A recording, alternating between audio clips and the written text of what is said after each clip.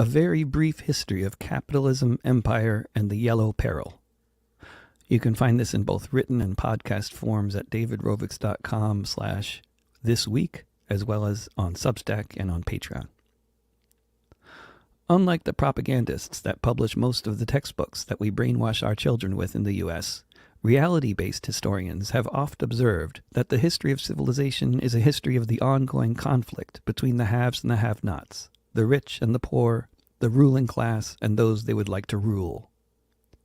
One of the main factors that continually makes this conflict a very dynamic one, that is forever unfolding in new ways, is the obvious inequity of the whole thing, with a small class of rulers, owners, and landlords always trying to control a very large majority of subjects, workers, and tenants.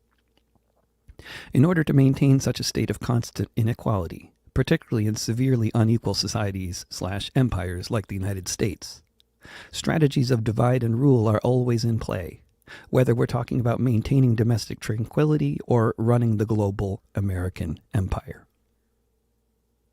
From the time of British colonization of the Americas, the colonial rulers and later the sovereign U.S. rulers of this land have sought to keep the bulk of the population, the tenant farmers, the small landowners, the urban workers and renters, the immigrant and the native-born, the enslaved and the free, at each other's throats, and thus distracted with fratricidal conflict, rather than united in opposition to their common oppressors.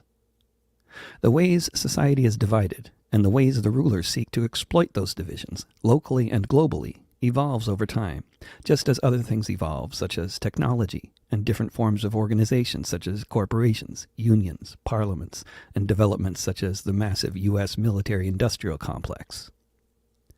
In light of these realities, it's not hard to understand scenes like President Biden going to Alabama to remember those killed by white supremacists in a church bombing in 1963, while having nothing to say about state-sanctioned pogroms being committed by organized mobs of people against Palestinians, towns being burned to the ground by mobs sanctioned by one of the biggest recipients of U.S. military aid on the planet. In light of these realities, we can understand why the U.S. Attorney General is once again in Ukraine, talking about prosecuting Russian war crimes in the International Criminal Court, while saying nothing about prosecuting war crimes committed by Americans, Saudis, or Israelis. In light of these realities, we can see why the State Department can justify the double standard involved with publicly attacking the Chinese government for allegedly considering selling arms to Russia, on the same day as they announced the sales of the U.S.'s most advanced fighter jets to Taiwan. Turning on the news in the U.S. today means hearing a constant drumbeat of anti-Russian and anti-Chinese rhetoric that is completely detached from any sense of history, and which involves less and less effort at maintaining any semblance of objectivity. Hearing our leaders demonize Vladimir Putin and the Chinese Communist Party, one might think the leaders of the free world have only had it out for the Russians and the Chinese since Putin or Xi came to power. Or if not, then perhaps since both countries had revolutions in 1917 and 1949, respectively.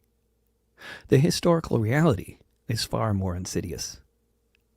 The powers that be in the U.S. have been actively vilifying Russian and Chinese migrants, while tremendously profiting from their labor since the 19th century, just as the U.S. military and State Department has been actively working to weaken and control Russia and China for most of the 19th, 20th, and 21st centuries. Don't be fooled by the rhetoric about specific Russian or Chinese leaders or governments. U.S. policies towards Russia, China, and towards Russian and Chinese people has nothing to do with that. It has to do with methods of divide and rule at home and abroad, with geopolitical concerns around how to effectively dominate the world. History, from the 19th century right up to today, illustrates what I'm talking about. Unfortunately, I'm pretty sure this is history that is entirely lost on the likes of Joe Biden, Antony Blinken, Merrick Garland, or the supposedly fashionably anti-globalist leaders of the Republican Party either. I'll highlight a little bit of this history. In the 19th century, the U.S. authorities and business owners actively solicited migration of workers from Europe, as well as from China, Japan, and elsewhere. In the case of Chinese and Japanese migration, it was more about guest worker programs, families not welcome. So when we talk about the U.S. having a whites-only immigration policy back then, this didn't include those who were brought in from China to build the railroads and then deported afterwards, which is what happened on a huge scale. Asian workers were super exploited, facing discrimination of all kinds and frequent massacres at the hands of desperate mobs of their fellow workers, many of whom had swallowed the nonsense propaganda about the Chinese as people who would always be willing to work for half the going wage. Several different exclusion acts were passed, aimed specifically at Asians, that prevented workers from bringing their families over and or forced workers to go back to Asia after the corporate barons had no more need of their labor. Exclusion laws against Asian emigration were in place until 1943. Meanwhile, in China itself, the U.S. military participated in the Opium Wars, along with the British, the French, and the Russians, among others, which involved Imperial European and American troops burning entire Chinese cities, killing tens of thousands of people, and forcing the Chinese government of the time to import addictive opium that the British-run farms in British-occupied India grew.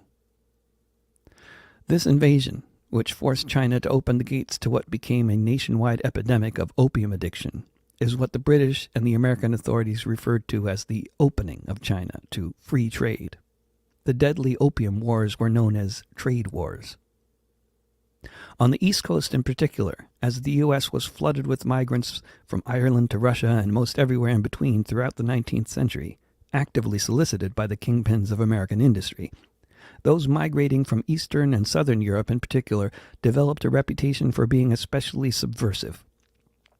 This reputation, of course, was actively promoted by the powers that be as one more avenue for creating division among the source of their profits and their class enemy, the working class. In reality, the horrific conditions of the factories, mines, and mills of 19th century America made radicals out of most people who weren't killed off by those conditions, regardless of their race, gender, or national origin. But certainly, the ranks of the organized workers and rebels was indeed full of Italians, Germans, and Russians, along with everybody else. So other exclusion laws were passed to target Eastern and Southern Europeans, which were not lifted until 1944. These laws meant that throughout the 1920s, 1930s, and well into the 1940s, Germans and Russians, Jews included, were barred from migrating to the U.S. directly. Germans, Russians, Jewish or non-Jewish, along with Italians, were especially singled out by those in power and their media mouthpieces as undesirable subversives. The prejudice against these groups was only amplified by events such as the Russian Revolution. Meanwhile, in Russia itself, as World War I was coming to an end, after the Bolsheviks had seized power, the US, the UK, and many other allied countries participated in an invasion of the Soviet Union with hundreds of thousands of soldiers, aimed at supporting the Tsarist forces that were attempting to take power back from the Red Army, an effort which failed. After the Chinese Revolution in 1949, the U.S. and many other participating forces from other countries invaded Korea, which was basically in the course of having a popular national revolution against the dictator which the Japanese Empire had put into power, a dictator which the U.S. backed. China supported the revolutionary forces in Korea against the U.S.-supported dictator. In the course of 3 years of active conflict, hundreds of thousands of Chinese soldiers were killed, along with tens of thousands of U.S. soldiers. The U.S. empire has hundreds of military bases around the world which have strategically, intentionally surrounded both Russia and China. The U.S. is the only country with such military bases around the world that can transport large numbers of troops wherever it wants to. The notion that the U.S. authorities are concerned with the lives of Ukrainians, Taiwanese, or people of Xinjiang is just as laughable as the notion that the U.S. authorities are concerned with the lives of Palestinians, Yemenis, or Guatemalans. We hear about the former and not the latter groups for purely cold geopolitical strategic reasons. Anyone who thinks otherwise is engaging in a futile exercise to put a human face on an entirely inhuman set of imperial calculations. A set of calculations which has its roots in centuries past. I am a descendant of Russian Jewish migrants who were subject to every form of discrimination before they left Minsk and later in the northeastern United States. I am raising a family with a Japanese woman, and our children look visibly Asian. One doesn't need to have any personal involvement in the history of abuse of Russian or Asian migrants in this country, or the history of U.S. imperialism in Europe or Asia, to be worried about what the future might look like, as the leadership of both parties in this country paint a rising China as somehow threatening to the U.S. And we hear more and more about Chinese expansionist intentions, Chinese coal plants causing climate change, Chinese surveillance apps stealing our data, Chinese subsidies to Chinese industries undermining American industry, Chinese workers undercutting American workers, Chinese spies among us in academia and in Silicon Valley seeking to steal our secrets, and even Chinese viruses. One of the many things about Biden's trip to Alabama, and all his newfound rhetoric about racial equality, at least when it comes to discrimination against black Americans, is that out of the other side of his mouth, he is telling us to fear the Russians and the Chinese out there in Russia and China, as well as the ones among us who may fail to demonstrate the requisite loyalty to the American way, and loathing of their respective governments and everything they stand for. This is how the politicians talk before the wars and the lynchings begin.